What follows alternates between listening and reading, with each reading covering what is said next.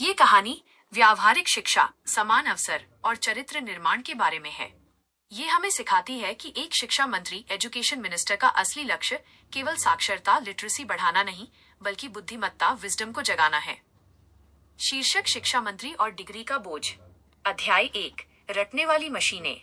देश के शिक्षा तंत्र में एक गंभीर समस्या थी।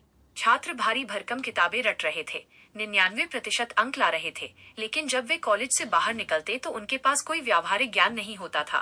कंपनियां उन्हें नौकरी नहीं दे रही थी, क्योंकि उनके पास केवल कागज के टुकड़े थे, हुनर नहीं। बेरोजगारी बढ़ रही थी और छात्र तनाव में थे। अध्याय 2, मंत्री का सीक्रेट स्कूल दौरा। नए शिक्षा मंत्री ने अपना कार्यभार संभालते ही एक अनूठा काम किया। वे बिना किसी सुरक्षा और बिना सूचना दिए एक सरकारी स्कूल में एक अस्थायी शिक्षक बनकर चले गए। उन्होंने कक्षा 10 के बच्चों से एक साधारण सवाल पूछा: अगर आपके घर की बिजली खराब हो जाए या नल लीक करने लगे तो आप क्या करेंगे? पूरी कक्षा खामोश थी। एक छात्र ने कहा, सर, ये हमारे सिलेबस में नहीं है। मंत्री जी समझ गए कि समस्या कहाँ है। हम रोबोट पैदा कर रहे हैं, इंसान नहीं।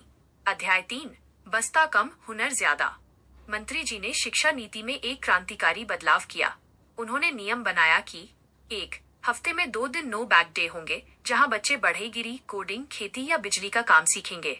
2, परीक्षाओं में क्या, व्हाट के बजाय कैसे, हाउ और क्यों, वाई पर आधारित सवाल पूछे जाएंगे। 3, रिपोर्ट कार्ड में सिर्फ नंबर नहीं, बल्कि छात्र के व्यवहार और नेतृत्व, लीडरशिप की भी ग्रेडिंग होगी। उन्होंने रट्टा मार कोचिंग सेंटरों पर लगाम लगाई और खेल व कला को मुख्य विषयों के बराबर का दर्जा दिया। अध्याय 4, एक नई पीढ़ी का उदय। 10 साल बाद उस देश के युवा स्टार्टअप्स के मामले में दुनिया में सबसे आगे थे।